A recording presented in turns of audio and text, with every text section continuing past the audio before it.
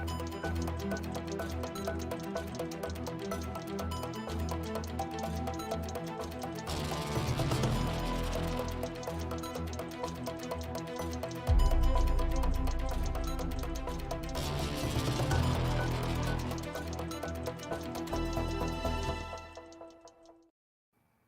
everybody, Gabby Hart here with Fox 26 News. I want to start by thanking you guys for tuning in to our live stream for The Missing. We're doing this every Thursday. And for those of you who don't know, we have a series called The Missing, where we are really taking a moment to focus on the thousands of people who go missing from the greater Houston area every day. We're talking the families of people who have been missing anywhere from 1 year to 5 years to 10 years to even more than 20 years.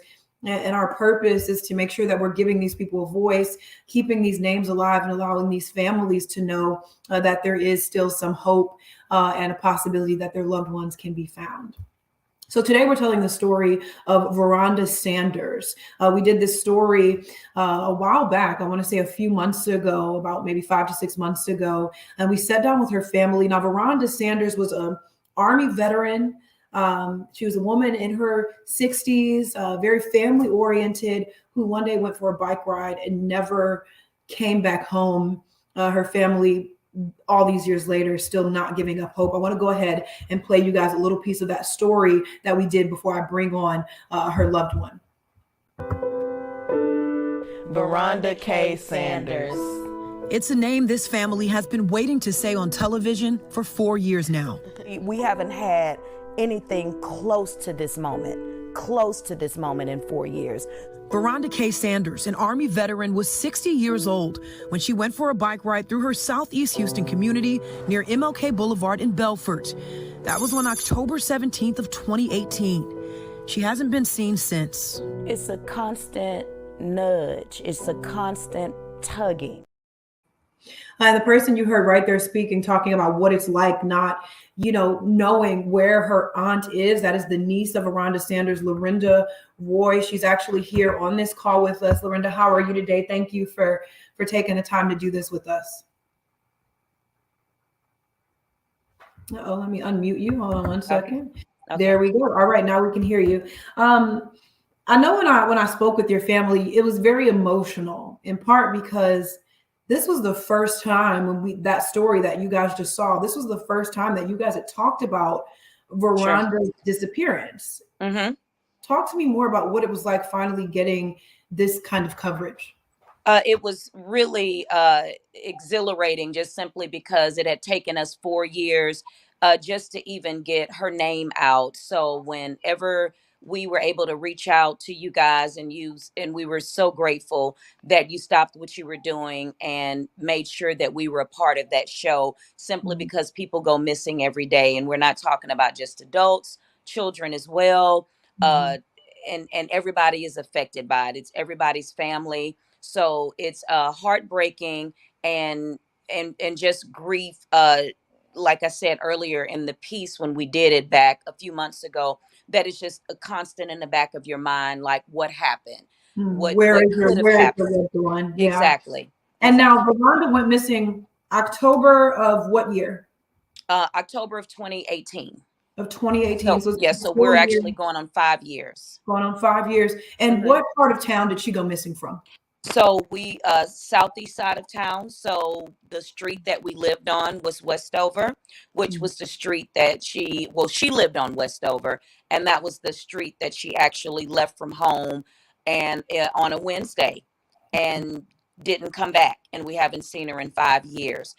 Nothing that she's ever done.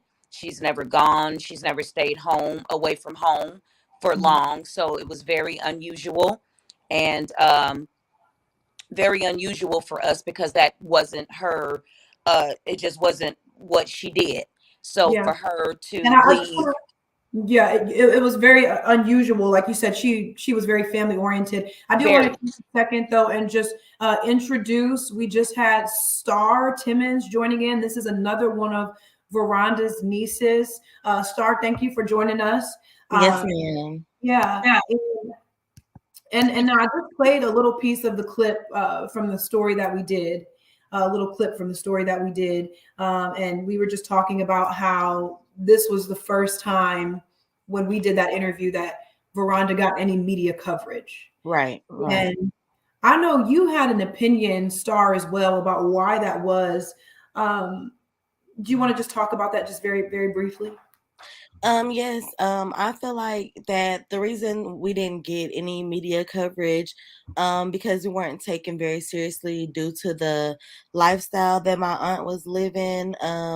She did, participate in things that aren't, looked up on, with a lot of grace. And I feel like they just were thinking, oh, she's just in the streets again. She's just, doing her thing. And nobody really wanted to look into it.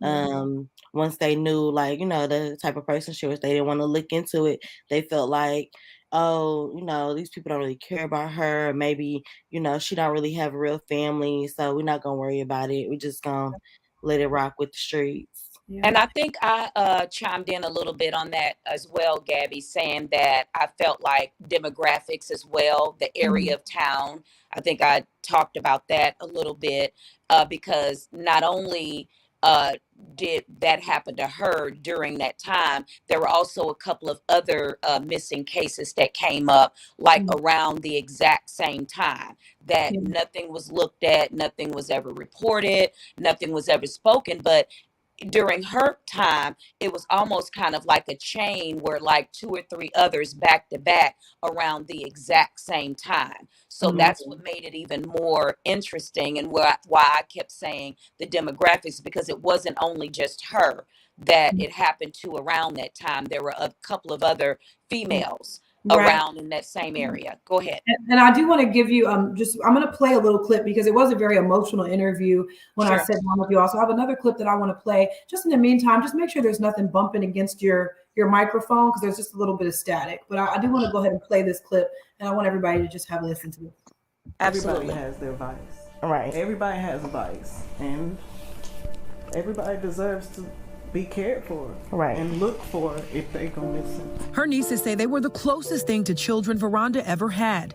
And despite any drug use, their aunt had a routine and she stuck to it. It doesn't matter what her habit was, her routine was off. And I just remember that being powerful because you guys were just pretty much saying that it doesn't matter, if what her lifestyle was, what was going on. This is a woman, a human being who deserves to be searched for. And I really felt that, in my heart when you said it. Do you guys feel like after the story, anything changed? Was there more interest from the detectives that you worked with? Just kind of talk to me about that briefly. Whoever wants to start. Never heard a word. Nothing from them ever came. No check-in, no follow-ups, nothing. It was the last time we spoke to them was the last time we spoke to them was the last time they weren't even reaching out. We were, calling and texting, couldn't get anybody on the phone. And yeah, it's like they was just like, let's just file this one at the back. Yeah. Couple of years ago, I want to say one of the last maybe information that we got where there was the detective that was assigned. There was a missing person detective, and there was a homicide, but because nothing ever came of that, I want to say that particular detective called my aunt, which is Starlet's mom, to just say, have you heard anything? And we were all under the impression, well, wasn't that what your job? Let us know if you heard anything. And that was the last communication that we had. And the last conversation was when you were so kindly enough to bring this story to light. Gotcha. Sarla, do you feel like, did you guys get any tips? Was there anything that came from the story, or the story just aired and you guys just never heard anything? No, we never heard anything from anybody, from any part, from anything. No one from the neighborhood. No one on the investigation. Nothing. We didn't hear anything. People definitely saw it. I know that a lot of people that I know saw it. I know a lot of people in the neighborhood saw it. People told me that they saw it, but no one ever came to us with any further information or anything. Yeah, and I do want to talk about the fact that, when you say, oh, she was a woman, she had some history of drug use, but your aunt was also a war veteran. She was an Mhm. Army veteran. She is, yes. Served her country. And I do have a photo here I would like to pop up. And I know when we did the interview, you guys were all in Army fatigue pants Hmm. because her nickname was Soldier Girl. And this is really a woman with a story who you said would not just disappear from her family. Mm-mm. No, No, no, not her she character, wouldn't. not No. her, yeah, not her character, not her style. And Also, I don't think people realize that she was more or less dependent on the family for like care and stuff like that. Like without us, she didn't have anything else, like she didn't work or anything, so she was completely dependent on family for, food, clothing, housing, like spending money, like all of that was she was dependent on the family. We And you took said care. she didn't miss birthdays and No, holidays. Yeah. no, her birthday, anybody's birthday, Christmas, all of it holiday. It was all a holiday. Birthdays were holidays. The holidays were bigger holidays. Yeah. She would never, ever, ever, ever, ever miss her birthdays for sure, or Christmas. She wasn't gonna miss her birthday or Christmas. so there was basically no reason for any of us to believe, or someone have us to believe, that maybe she could have just left on her own. No, That was absolutely not the case. No one could make us mm-mm. believe that, or that we would know that that would be the case. That's why That was we're so, nothing. We yeah. never thought that she got up and was like, "Oh, I'm leaving." That was never a thought in our head, not one single time. And And I nothing that know. she had ever done before. Yeah, and I know initially, EcuSearch helped you guys kind of search the area, where she might have ridden her bike to. They helped you guys one weekend, and after that, you guys were on your own, and you guys kept searching Yes. every weekend for how many months after that? Mm.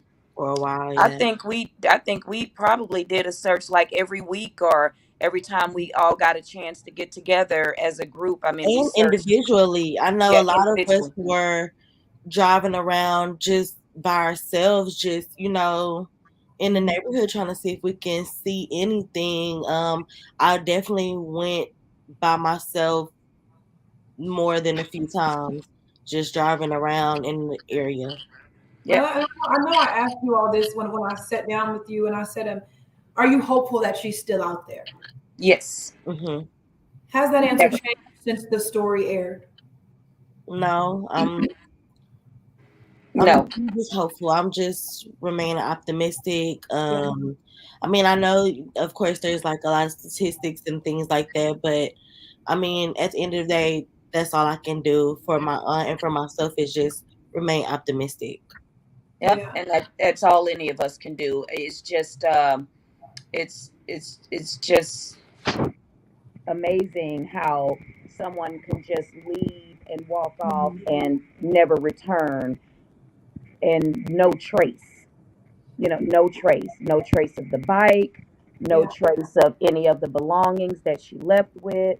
Just no. No fanny pack, no clothes, no nothing, Yeah. no It's hard phone. to The believe how. government couldn't. The little cell phone that she did have, couldn't break it. Couldn't break the code. We had no clue of the last people that she had spoken to or who she Yeah. was with. We all have ideas, but just nothing sound that we could go off of. It was a dead end, and every day, it's hard to believe when we do these stories that you don't think people can just vanish into thin air, right? You Right. think, oh, like there's no way that can happen. And I know, in speaking to you all, you find some people who give up hope and they say, oh, my loved one is probably not here anymore. But you guys never gave up hope. And I asked you guys during that interview, I want to play another clip because I asked you guys, I said, what's keeping you fighting? Like, when do you stop searching, right? When do you rest? And I do want to play this clip because to me, it was one of the more powerful ones in the interview. Mm-hmm. She exists. She exists. She exists. And she deserves to And be she remembered. exactly. She exists, and as long as we have no closure, she'll always exist to us. No matter what type of lifestyle a person is in, they deserve to be safe. They deserve to be cared about. We will never give up on you, and we will do this until it's our last day, and never give up on the fact that there's a possibility that you're out there somewhere. That was a really powerful part of that interview for me because it's such a simple message, but she existed. And as long as we're here and we know that she existed, we're not going to stop. Right. And whatever the outcome is, I think for most families, and I'm speaking for myself, and I'm sure most of my family, there's still always a light of hope, but closure is more important than anything. So if other families are out there, or the predators are out there, if they're listening, It's really important to have closure. And I Mhm. think that's just being a human being and having a heart. And if there's anything that anyone knows, if they Mhm. have a heart, if they're human, or just have any type of conscience, they would at least come forth and give us something. Yeah. Whether it is the inevitable that we don't want to know. I think closure would be the most important thing for Yeah. this family. Yeah. Yeah. Anything you'd like to add, Star, or just say, or anything that you've thought of since the last time that we all sat down together? No, I agree with Lo. Yeah, closure is the most important thing, no matter what it is. We just want to know something, because it's just hard, trying to still lead your life and not have any answers, not have even a clue.